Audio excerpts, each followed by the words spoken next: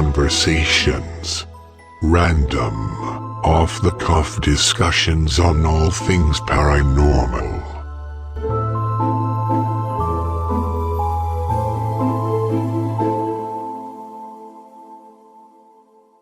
Hello, you spooktacular people. Welcome to Paranormal Conversations. I'm your host, Diane. And this is Kelly. Kelly, we've brought Paranormal Conversations back. This is episode number 11. We have, and I'm so happy about it. Yes, and we're going to be kicking it off again here with an excellent guest. This is Sylvia Shults. You guys are going to love this interview. She's just come out with a new book called Gone on Vacation, and she's going to share some incredible stories with us. There's a screaming mummy. Indeed. Haunted sub. Yes, there is. And ghost animals. One of my favorites. So we're really looking forward to you guys listening to this. Enjoy. Sylvia Shults is a paranormal investigator and author who has been working in the field for several decades. Not that we're saying she's old or anything like that. We've been doing it a long time too. She has authored several books, including 44 Years in Darkness, Fractured Spirits, Hauntings at the Peoria State Hospital, Grave Deeds and Dead Plots, Hunting Demons, a true story of the dark side of the supernatural. And she has a new book out called Gone on Vacation, which features haunted zoos, museums, and amusement parks. She also hosts the podcast Lights Out with Sylvia Shults. And Sylvia joined us back in 2016 to talk about the Peoria State Hospital, so you guys might remember her. And she's joining us again to talk about all kinds of haunted locations that she's got in this new book. How are you doing, Sylvia? Oh, man, I am fantastic. I'm delighted to be here. Excellent. Well, what got you interested in paranormal and the dark side of history to begin with? Oh, boy, I have always loved ghost stories. My father would tell me ghost stories. I grew up in the Chicago area, so I grew up hearing all these wonderful stories about the ghostly monks of St. James the Sag and the screaming mummy at the Field Museum, and I just could not get enough of it. Ghost stories in general were okay, but what really got my attention was the real ones, the true ones, the ones that actually happen. Those are the best. And I've also really always loved history. And I realized when I grew up and realized, oh, hey, you know what? I can write these stories down and share them with people on my own. I realized very quickly that you can't understand the ghost stories of a place without knowing the history, because that's why we have the stories, is because of these people's lived experiences and the spooky things that happened that are now entrenched in history as ghost stories. You know, in your most recent book, you focus on hauntings at places most of us consider to be fun, but not necessarily haunted. Especially like a zoo. Most people don't think of zoos as being haunted or amusement parks. Why do you think spirits would gravitate to these kinds of locations? Oh, the same reason they gravitate towards theaters. There's so much emotion there, especially amusement parks. You've got rides, you've got little kids racing around, you've got teenage kids racing around, you've got people having a fun time. And when there's that much energy in a place, it draws the attention of any spirit that's around. Museums, that's kind of a gimme because people's stuff is there. They just visit. There's a wonderful artifact in the Victoria and Albert Museum that is a haunted chair. There is a chair that belonged to the wife of actor David Garrick. Her name is Eva Weigel. And she loved this chair so much that she is attached to it even after death. So she was a chair in the museum. The chair is on exhibit, and it's really close to, you could lean over and touch it. I didn't because I'm not a savage. But I have seen, and this did not happen when I was there, unfortunately, but I have seen videos in which the seat of the chair, it's upholstered in this beautiful lime green fabric with like a gold fleur-de-lis on the seat. And I have seen videos in which that fleur-de-lis kind of folds in the middle as though someone is sitting on it. But there's no one there. But that's Ava just enjoying a rest in her chair. So, very nice. Yeah, that's people come back to visit their stuff. It is amazing how much stuff does seem to get attachments to it. And I often wonder, I mean, how does that happen? Obviously, it's not something that I think we can ever prove scientifically, but it's always interesting to me when you have an object that somebody really loved. And it seems like chairs come up a lot with that. You know, people like to sit in the rocking chair that they used to rock in all the time and stuff. It's just, I don't know how it works, but it is fascinating. Oh, good heavens. I could tell you half a dozen stories that involve haunted chairs. Absolutely. How about an entire human body?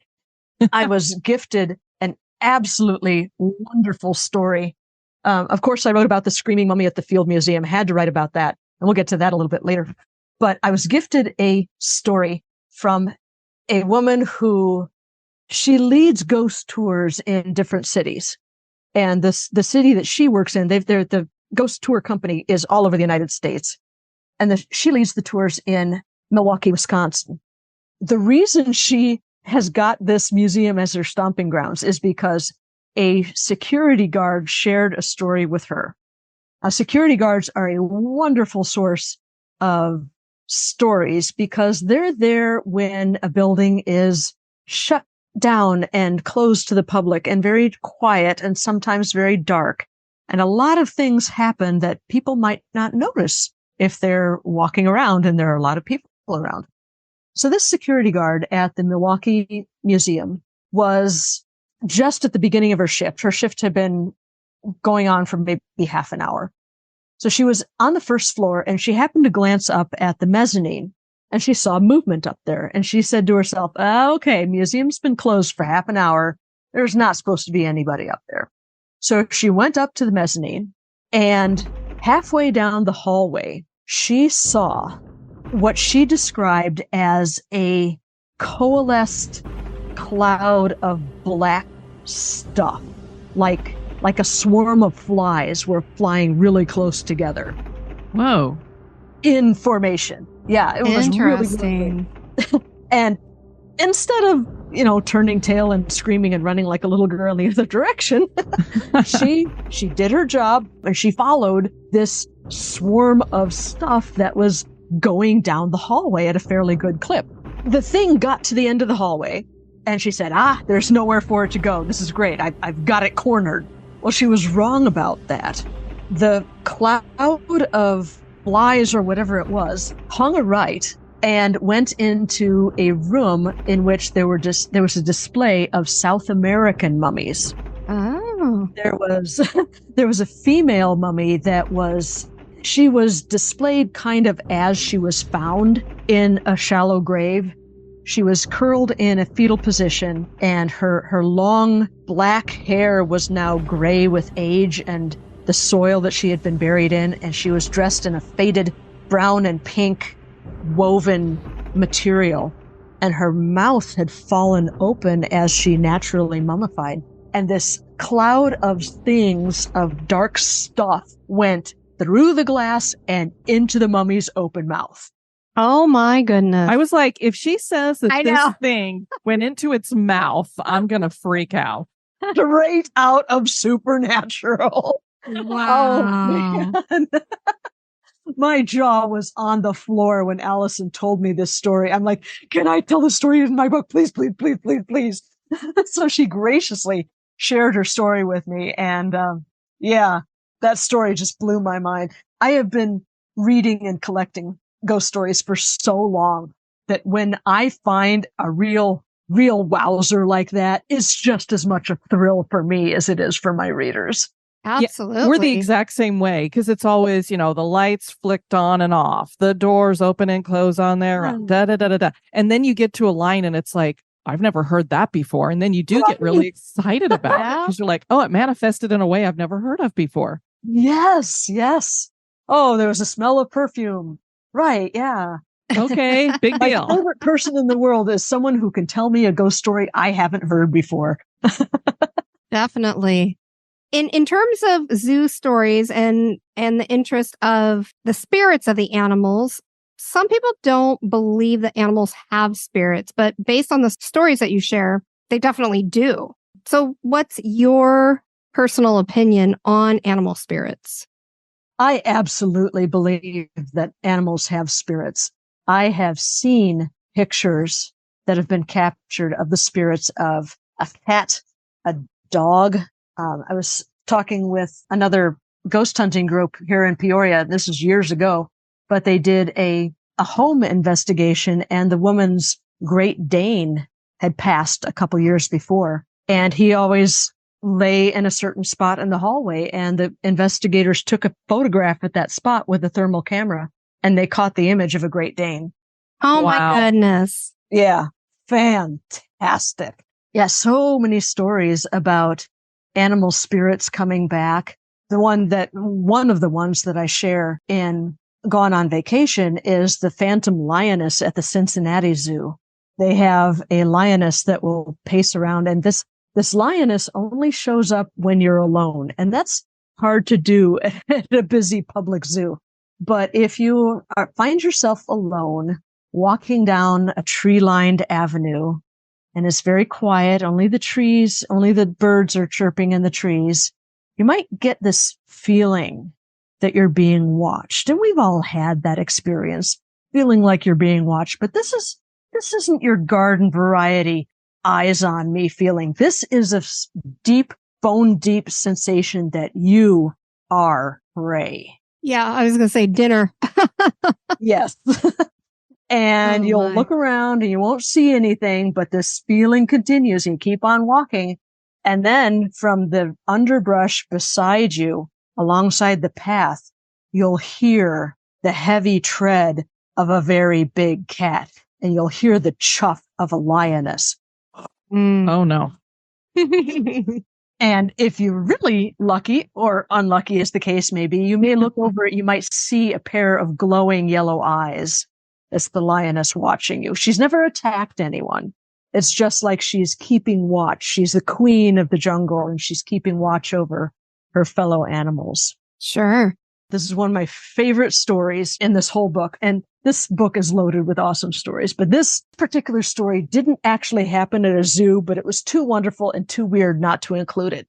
This actually came from a wildlife refuge in Washington, the Turnbull National Wildlife Refuge. So in the 1980s, there was a family who went on vacation there. There was a mother and father and two boys, and they were hiking in this wildlife refuge, and they came across a snake. There are 5 snakes that call this refuge home, and they came across one of these snakes, and it was sunning itself on a rock, and very chill, very, very laid back animal. Seemed harmless, and the dad captured it, and the boys named it Slinky and wanted to take it home. And mom said, let's just take a picture instead. So this snake was a few feet long. It was a big snake. So the dad posed holding the snake in his hands, and he had part of the body of the snake in each hand, and it was a head dangling down one side and the tail dangling down another side. It was a big snake. So the mom took a picture, and the boys were all happy about that. And the dad knelt down and put his hands on the ground, and the snake just slithered away, just happy as could be. In the mid 1980s, so they didn't have digital cameras or anything like that. So they dropped off the film to be developed when they got home. A couple days later, they pick up the film, and they're going through the holiday snaps, and they're, reliving the memories of the wonderful vacation they took. And then they got to the picture of the snake, and Dad is standing there holding his empty hands out. Oh my word. So I'm actually a snake enthusiast. Oh, snakes are great. I love them, but I've never come across a spirit of a snake. That's incredible. I hadn't either. I love that. Thank you. This was one of those stories that, man, I've never heard this before. This is great. And snakes are so cool anyway. I'm definitely a bigger fan than Diane, for certain. Well, and this is why I was looking through the book, and I saw this story, and I went, oh, Kelly's going to love this one, because they go out, what do you call it? Herping all the time. Yeah. So they go out and get these snakes, and they take pictures all the time. And so to tell somebody, because the crazy thing is, it's one thing if you see what you think looks like a snake on the ground and you take a picture and well, maybe you were mistaken and it wasn't really a snake, it was a stick or something. But they were Right. handling it, and the dad is like holding it while they're taking the picture. You don't imagine that, especially a whole group as large as this family, you know? Oh. Yeah, that's just incredible. The other story that I really like too is a lot of people aren't aware of this. You mentioned the Victoria and Albert Museum. Well, another place to check out overseas, and we've covered this location on the podcast, is the Tower of London. And this place, it's incredibly haunted. It has all these stories, but a lot of people Yeah. aren't aware that it had a menagerie in it, which, was basically a zoo there. And you have a story about a ghost bear or something from that, don't you? Yes, I do. I was there in the spring, and when you're walking around, there's sculptures around the tower of the bear and an elephant and some apes. And people are like, what's going on with this? And yeah, they're almost like, they're metal sculptures. They're almost like chicken wire. They're very abstract, but yeah. And that's, people don't realize that, yes, there was a zoo there. The kings and queens of England would get presents from other kings and queens of neighboring countries. And sometimes these presents were animals, because animals are cool. So what better present to give a fellow king than a really nifty animal from your own country? There was an African elephant that was sent by Louis IX of France and was presented to Henry III. And the elephant lived for a few years at the Tower of London, but it actually died in 1258. Now, it could have been that the damp English climate didn't agree with the elephant, or it could have been due to the fact that they were feeding this elephant and giving him red wine to drink. We're not exactly sure what caused the elephant's demise, but it might have been the wine that it was drinking. Oh, But my. yes. Good grief. Right. That's And, unfortunate.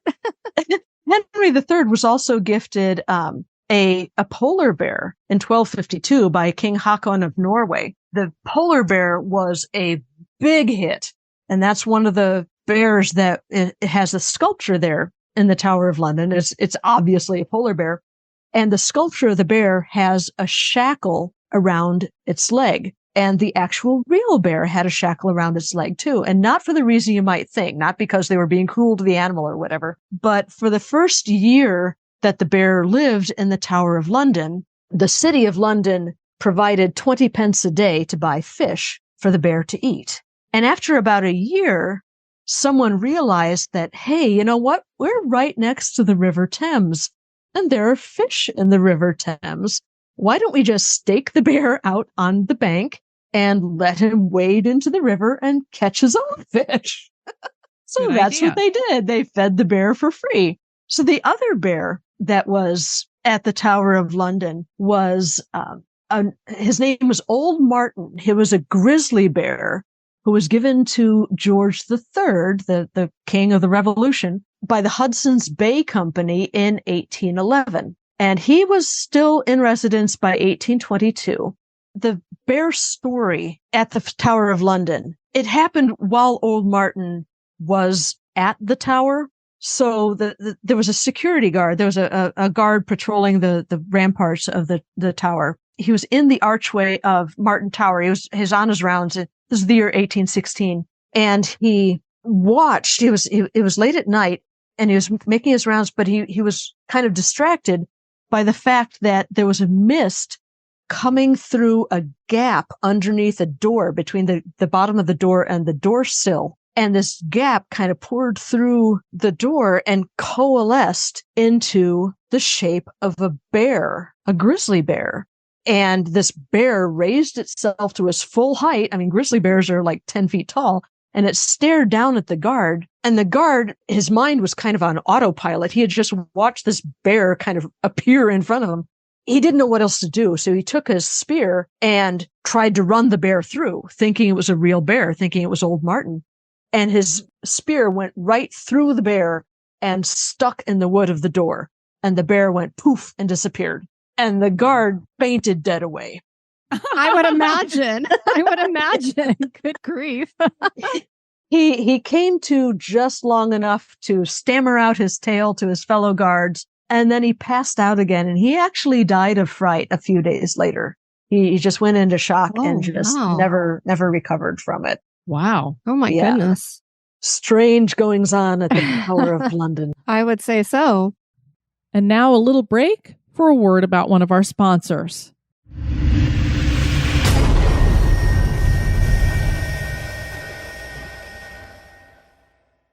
Well, we love a great amusement park. Can you share a bit about some of the amusement parks that you've found to be haunted by spirits?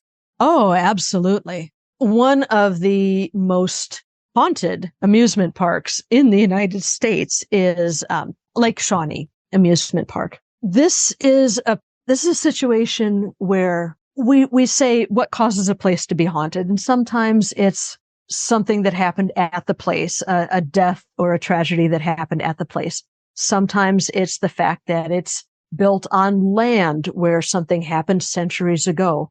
Well, Lake Shawnee Amusement Park has all of that. It was built on land that belonged at first to the Shawnee Indian tribe. And then the Shawnees got pushed off of that land by the white settlers after the Revolution. People started moving west, and this is some of the land that they ended up. There was a small European settlement that settled in that area in 1778. The Shawnee realized that the white men were coming and taking their land, and they kind of retreated into their own little villages, but they were still really resentful that their land was being taken away. And in 1783, all of this came to a head. There was a family named the Clays, Mitchell and Phoebe Clay, that settled in the area. They had many children, as pioneer families often did. One August day in 1783, Mitchell Clay went out hunting with a couple of his sons. Two other sons, Bartley and Ezekiel, were in the fields, and they were stacking sheaves of wheat to dry. It was August. It was wheat harvest time. Phoebe Clay, Mitchell's wife, sent her daughter Tabitha down to the Bluestone River to wash some clothes. And then all the rest of the kids were in the cabin with Phoebe. That's when 11 Shawnee warriors decided to attack. They attacked the boys in the field. They shot Bartley dead and took Ezekiel hostage. Tabitha heard the commotion and ran from where she was doing laundry at the river. She saw a Shawnee warrior grab a fistful of her brother's hair and lift the boy's head, intending to scalp him. And Tabitha actually grabbed the knife and threw it away. That was very brave of her, but it didn't do her any good. Another Indian brave picked that same knife up and attacked her with it. Mm. And she was scalped and she was cut into pieces. So Tabitha and Bartley were both dead right there in the field. Ezekiel was taken to the Indian village. Phoebe heard the commotion. There was a neighbor visiting at the time, and Phoebe begged the neighbor to shoot the natives. And the neighbor said, you know what, there are 11 of them. I can't shoot them all. So he just kind of made his escape. Phoebe took the rest of the children and escaped to another neighbor's cabin. And a few hours after that, Mitchell and his other two sons came home, and they had no idea what had happened. They just found an empty cabin, two dead kids. They figured out eventually that Ezekiel had been taken to the Native American village. They went to ransom him, but it was too late. When they got there, he had already been burned at the stake. So all they could do was take his body home. And the chief of the village actually lent them a horse to bring this kid's body home, with the understanding that Mitchell was going to return the horse after they got home, and he never did. And a few days later, the Native Americans came and took the horse back. The settlers were understandably very, very upset about this. Mitchell and Phoebe buried their children on the land. Phoebe refused to live there anymore. They moved away, and they never returned. So that was back in 1783. And these three graves just stayed there, getting overgrown. That land was also used as a burial land for the Native Americans as well. And nobody realized this. In 1926, almost 150 years later, there was a fellow named Conley T. Snidow who bought the land intending to make an amusement park out of it. He had zero idea that there were so many people buried on this land. He set up his amusement park. He had a swing ride. He had a Ferris wheel. He had a swimming pool. He had a dance hall. And it was a really wonderful attraction from 1926 till about 1966. There was a mother who dropped her 11-year-old son off for a day of playing at the park. This is July 3rd in 1966. She came at the end of the day to pick him up, and she couldn't find him. And she told the park employees, and everyone's running around the park looking for this kid.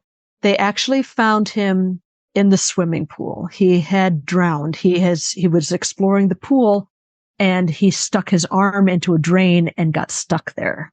Oh, no. Yeah. So horrible. Right. And in the early 1950s, there was a young girl who was on the swing ride, and the swing ride was right next to a soda concession stand. And there was a fellow delivering soda to the stand, and he was driving a truck, and he backed up the truck without looking and hit the ride and killed the little girl. So there were a couple of deaths at the park too, which just added to the hauntings there. After these couple of deaths, the amusement park just went bust. People were not comfortable being at the park anymore. They knew this history that was going on. They're like, no. So it closed in 1966. But in 1985, there was another fellow who bought the park intending to revive it. Lake Shawnee 2.0 lasted a couple of years, but people had heard the rumors, they had heard the stories, and it just never did do well. But they realized that there were ghost stories going around. This fellow, Gaylord White, decided to turn it into a place where people could come and investigate. And that's what it is now. People from all over the United States, all over the world, come to Lake Shawnee Amusement Park just to investigate. And these spirits are still there. The Indian spirits are still there. It's always a nice thing to go to the burial ground and show your respect, make an offering of tobacco or something to the spirits of these Native Americans that were buried there long before it was an amusement park.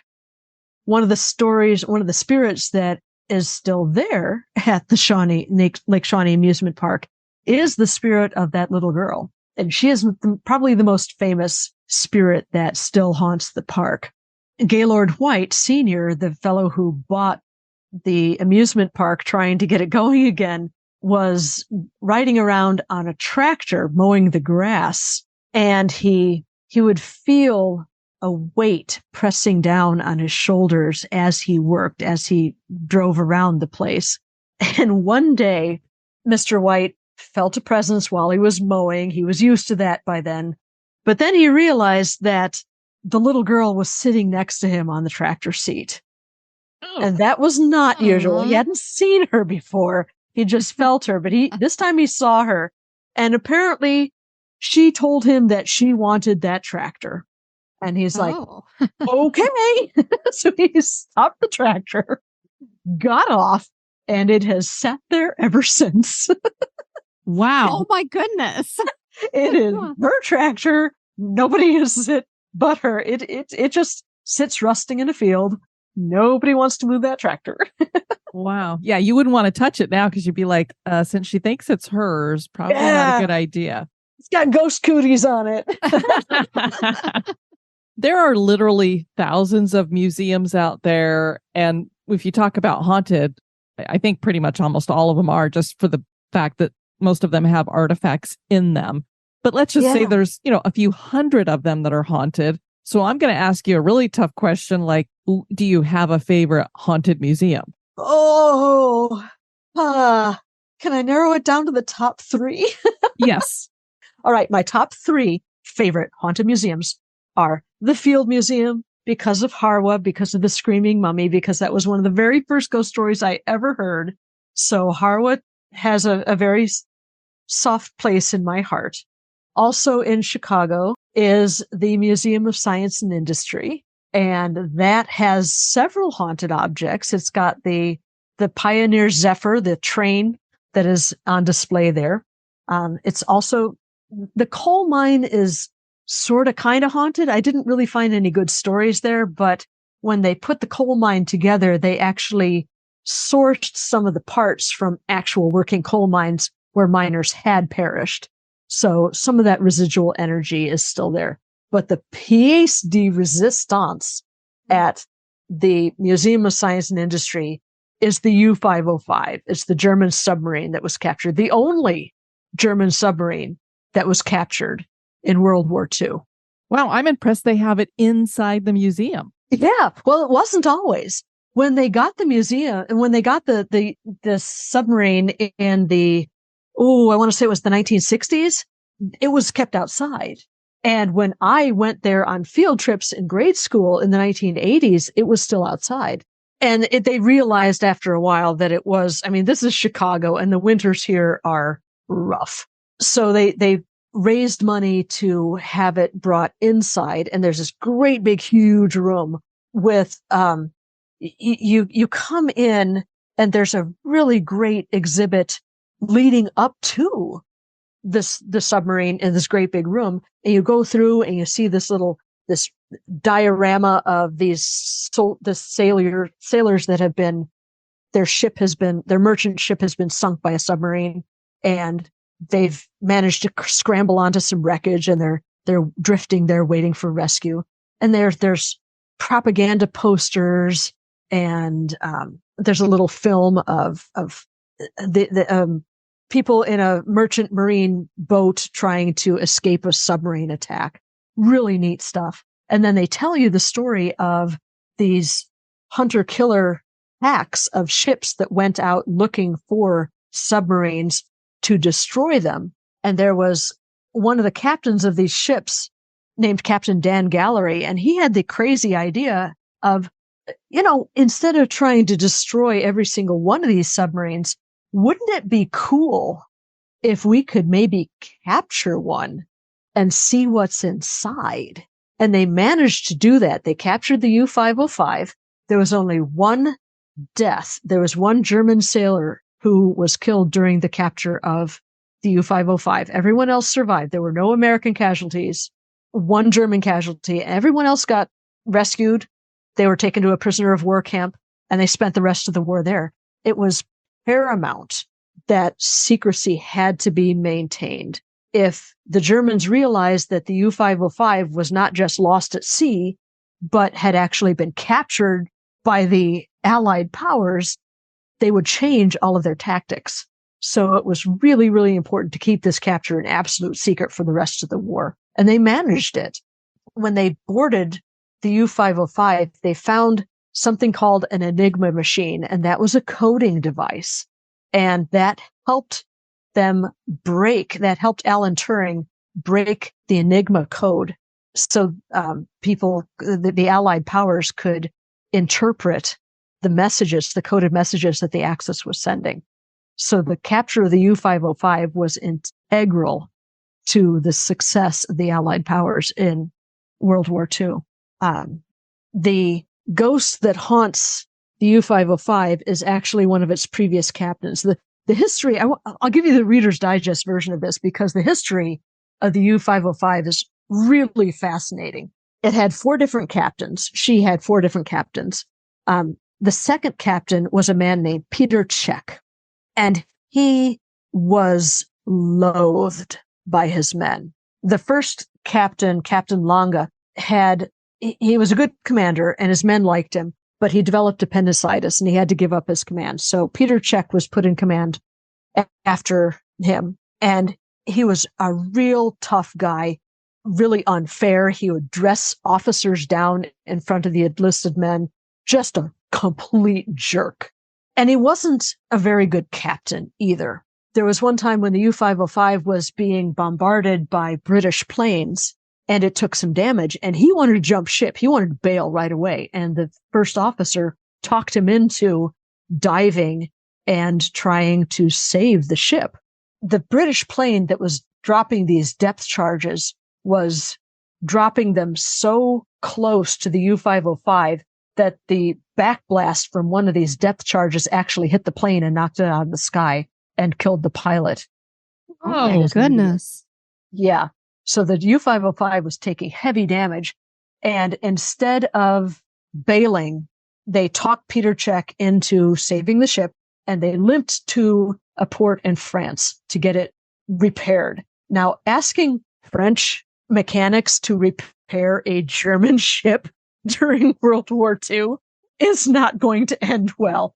Every single time they got something fixed and went back out, something else would break and they'd have to limp back to port. The French were sabotaging all of the repairs they were doing. Oh. Yeah. They were absolutely sabotaging the crap out of this poor ship.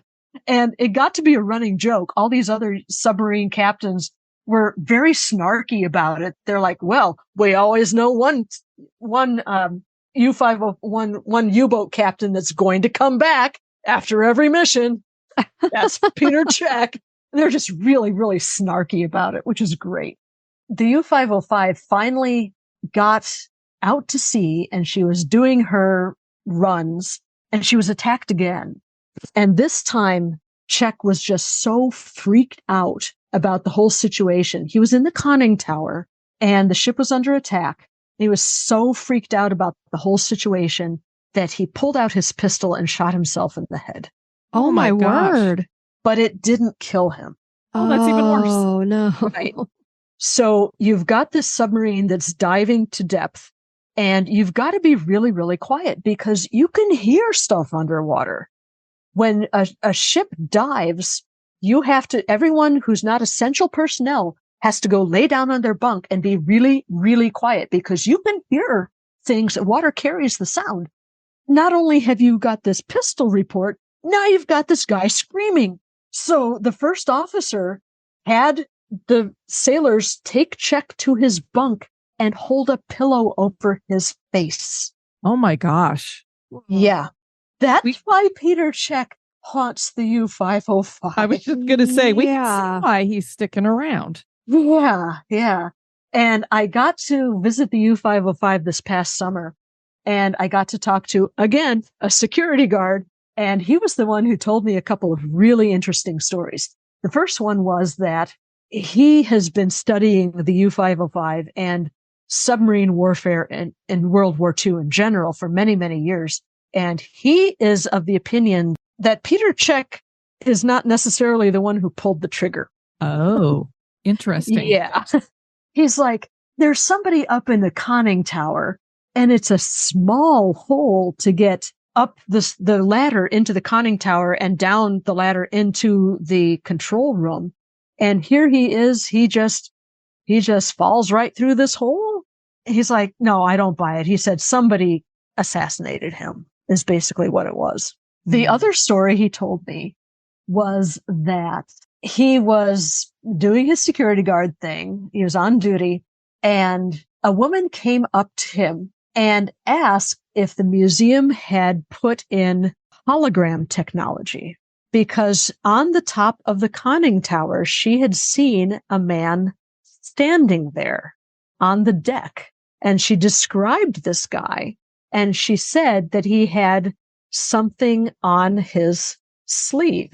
And the security guard realized that who this woman had seen was probably Captain Dan Gallery, because in the United States Navy, when you're in dress uniform, you wear your officer's insignia on your sleeve. Ah, yeah. Makes sense. Mm-hmm. And the third museum on your list of third favorites. museum, yes. The third museum, yes. Okay, that has got to be the Haunted Museum in Nottingham, England. This is such a fun place. It is a museum of haunted objects. That's all they do. All haunted objects all the time. And it's fabulous. You are not allowed to take pictures or do any recording in there.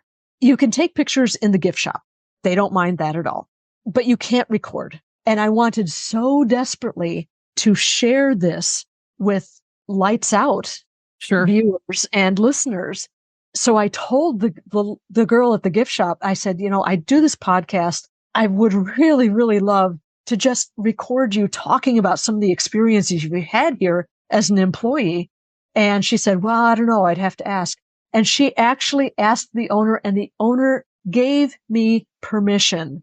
The owner gave this girl permission to tell me stories, and I got to follow her around and record her telling these stories. So that is going to be an upcoming episode of Lights Out. Awesome. It's very nice. The next one is Victoria and Albert Museum. The one after that is the Haunted Museum in Nottingham. So be on the lookout for that Lights Out episode. It's coming up very, very, very soon.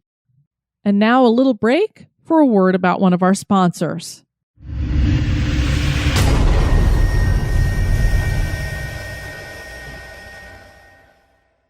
This museum is just wild. They have cameras all over the place, and they catch stuff.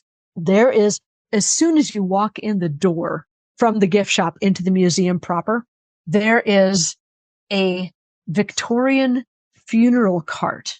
Now, this is not the horse-drawn carriage with the beautiful glass sides and all the filigree on top. This is a smaller version of that is a hand-drawn cart that people pull.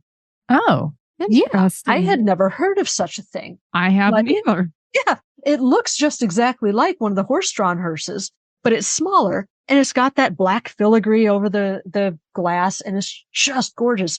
But the front of it is a handle like a wagon handle. And at 2:00 in the morning, one night, they had this camera on, and the camera caught movement, and the handle of this cart is just lying on the floor, and it happens so quickly, but it's on a loop. They actually show this on a loop on a camera, on a screen next to the cart, and this handle flips up and then down, just that quick. Wow. It is so cool. They've got so many haunted dolls there. They've got a doll that belonged to a serial killer. Ooh. A German serial killer. And it was found like under a floorboard in his apartment. And it's super, super creepy. They were gifted a doll that came to them packed in salt and wrapped in bubble wrap. Oh, yikes. Somebody did not want whatever was in that doll getting out. And it is displayed packed in salt and wrapped in bubble wrap until they can figure out what to do with it. Yeah, it's kind of like, you're like, do we want to unwrap it and see why they did this to it? Let's do some research on how we can examine this safely before we even attempt to unwrap it. Yeah. Oh, man. Yeah. It's just super fun. And when you go there's a place where you go past one of the rooms, and there's one room that is all skulls, like haunted skulls, like skulls that they found in plague pits and Victorian era skulls. Is just completely metal. And if you go through that room into the next room is actually carved out of the sandstone that the shop sits on. And when they bought the shop, this is the third place that the museum has been. And when they came to this building, the owners of the building said, well, there's a cave behind the wall. So they're like, oh, really? We got to check this out. So they actually, they were shown where it was, and they knocked a hole in the wall, and lo and behold, there was a cave carved out of the rock. And they kept it just the way it was. And there was a grave in the cave behind that wall. And the tombstone was just centuries old, too weathered to be readable. But they kept the grave. There was also a little pet cemetery back there. So they left that. And in this room, you can't, there's like glass. You can't go into the pet cemetery. You can't go into where the grave is. But there's enough room for several people to stand. And they have two skulls, a male and a female skull, that you can hold, and you can have your picture taken with them, which is just indescribably cool. Because why wouldn't you have a skull that you can hold and take selfies with? I mean, why not? Yeah, I mean, heck of a souvenir, heck of a photo op. Oh my So goodness. of course I got my picture taken holding the skull. Of course, as one would. Yeah, but that's absolutely on my top 3 list of awesome metal haunted museums. Well, you know what's fascinating about that story there with the Nottingham Museum is when you think about this is the 3rd location they've been in, and they had no idea that it has this cave behind it with these graves and stuff. It's like, was this kind of calling to them? Like it was trying to say, this is the, because it really is. I mean, if you're going to put a haunted museum somewhere, that is the perfect spot for it. It's like, yes, calling to them. And I said they moved a couple times, and there has been a spirit that has moved with them. The second incarnation of the museum was in a town called Mapperley. And there was a ghost that sort of wandered into the museum there. And a psychic medium told them that the spirit's name was Jess and that she had died very soon after she had been married. So they put a white wedding dress out for her, and she's kind of attached herself to that. So when they moved from Mapperley to Nottingham, Jess came with them attached to the dress. So yeah, they have several resident ghosts, and that is one of them. So the screaming mummy, is this like a mummy that sits up and screams at people, or what? How did it get this screaming name? mummy? Oh boy, oh boy, oh boy. My favorite. Bill, go lay down. My dog wants to climb in my lap. Of course. Of course. So the screaming mummy of the Field Museum, let's back up just a little bit. The Museum of Science and Industry is actually housed in the last remaining building from the 1893 World's Columbian Exposition. Very that was held cool. in Chicago. When the fair closed, these buildings were not designed. They were basically plaster over like plywood. They weren't designed to last very much longer than the fair. So most of them came down, but they did save one. And that became the Museum of Science and Industry. But before that, it was the Museum of Natural History, the Field Museum, basically. When the Field's collection outgrew that building, they built an entirely new museum several miles north on Lakeshore Drive, and they moved everything by hand. I mean, this was in the 1920s that this happened. They basically moved everything in the museum by hand, and then left the building, which became the Museum of Science and Industry. One of the artifacts that they moved was the entire Egyptian collection, including there are 13 human mummies in the Field Museum's collection. I'm sorry, 23 human mummies and more than 30 animal mummies. One of these mummies is a man named Harwa, and he is one of the ones who made the trek from the old building to the new building in the 1920s. Harwa lived about 2,800 years ago in Egypt's 22nd dynasty, basically somewhere between 900 and 700 BC. He was the storekeeper for the Temple of Amun. He had a position of very high power. He was in charge of making sure the storerooms were filled, making sure the wine tributes came in, making sure all the tributes of grain were collected properly, and then divvying up those tributes that came in for the use of the priests. So a very high position of responsibility. So when he died at about 40 years old, he was mummified in accordance with his station. His mummy is very well preserved. He actually became something of a celebrity. He was called upon in 1925 to be sort of an ambassador. In 1925, the Field Museum pioneered the use of X-ray technology for studying mummies so that you didn't have to unwrap them. The Victorians were all about, oh, let's unwrap the mummy, see what it looks like. By the 1920s, they were like, this really isn't good science. Let's X-ray them instead of unwrapping the whole thing. So they really pioneered that work. So in 1939, the New York had a World's Fair, and the General Electric X-ray Corporation partnered with the Field Museum for a display at the World's Fair in New York. So the display was this backdrop of black velour. And in front of that backdrop, there was a beautiful colored mummy case. And next to that mummy case was Harwa. So someone would walk up to this glass case and push a button. The lights would go down and an X-ray machine would fire up 125,000 volts of electricity, zap Harwa with it, and there would be a perfect X-ray cast on the screen behind him. Wow. So that you could see what he looked like inside.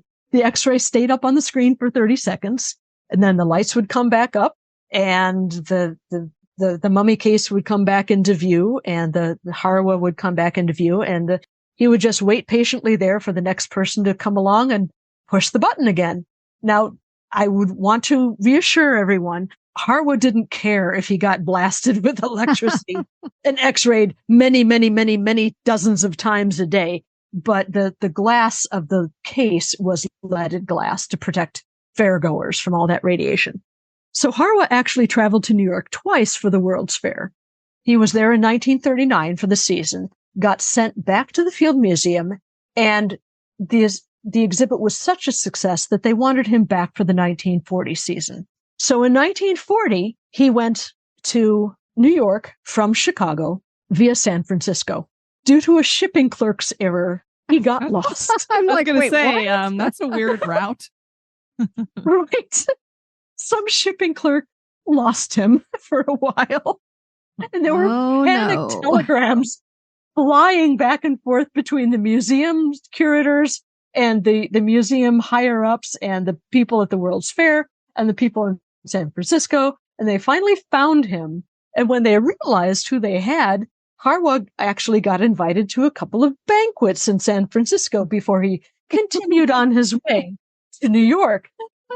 And these various organizations probably welcomed him because he was certain to make no after-dinner speeches. Well, that's true. That is too funny. So after the 1940 World's Fair ended, Harwa was sent back to New York, including all the electricity equipment, the X-ray equipment, so that the museum could put on a display so that the people at the Field Museum, the visitors to the Field Museum, could watch this incredible display too. Here's an interesting thing about Harwa, besides his history-making appearance at the World's Fair. He's the first ancient Egyptian to take a plane ride. He's also the only ancient Egyptian that archaeologists have ever found that is named Harwa. And the third interesting thing about Harwa is that he screams.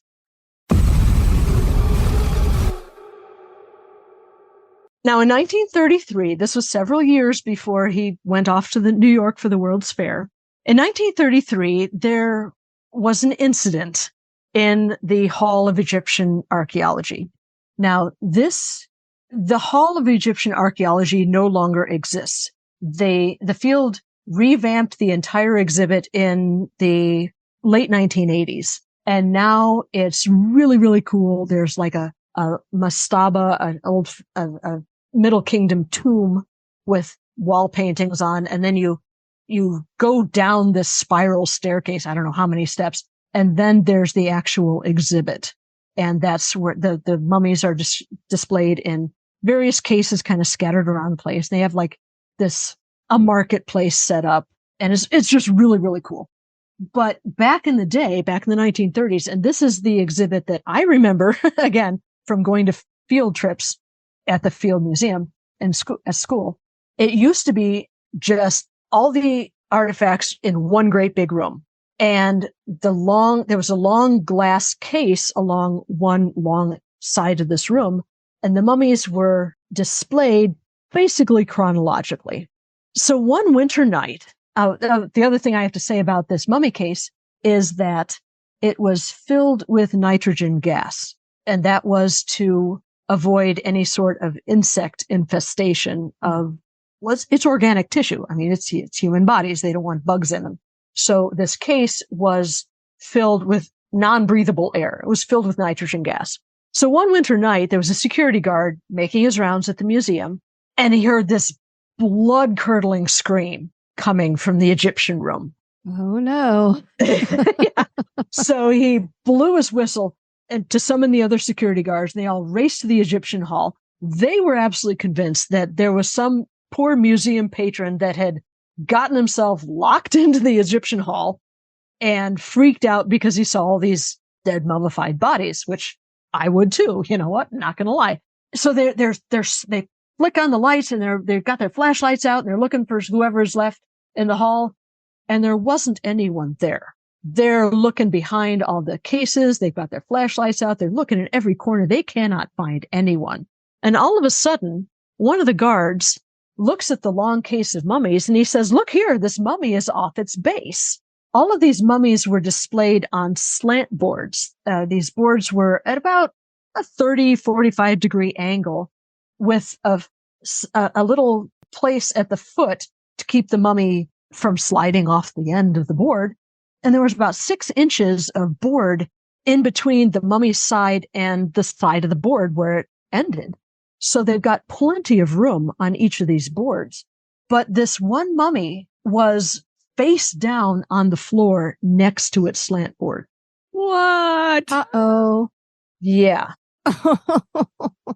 And the reason we know about this is that Henry Field, a curator in physical anthropology from 1926 to 1941, wrote an autobiography in 1953, and he wrote about what happened. And he was the poor schmuck who had to go into the case after they pumped the nitrogen gas out and pick up this mummy and put it back on its slant board. Oh, boy. Yeah. Oh, dear. And he wrote, "There is still no explanation of the scream or of the fallen mummy. It is just one more example of things we cannot explain." I think we know what happened. The mummy was falling, so he was screaming. He was Right, to hit yeah. the ground, which he did. So Yeah, it's when you understandable. fall out he'd of bed. scream. Wah. Exactly. Oh, What an amazing story. Isn't it great? that's That was one of the first fantastic. ghost stories I ever heard. My father told it to me around the dining room table, and I love it so. And Yeah, who that's an knew that incredible decades story. later I would be writing about it. And as soon as I knew I was going to be doing a book on haunted museums, that shot to the top of my list.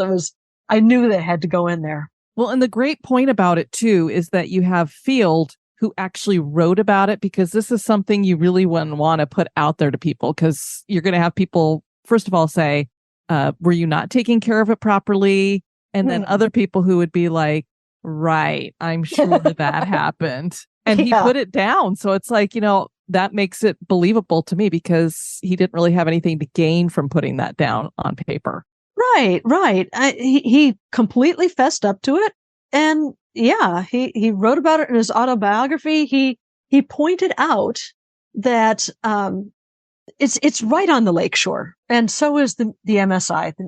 These buildings and all the buildings of the Columbian Exposition too had to be built on concrete pads because the ground there is so marshy that they have to really pay attention to the foundations of the buildings. They can't just drive pilings down into this marshy soil, because the building is going to lean to one side or the other. They have to kind of pour a concrete pad that floats on the marshy substrate, and they build the building on top of that concrete pad.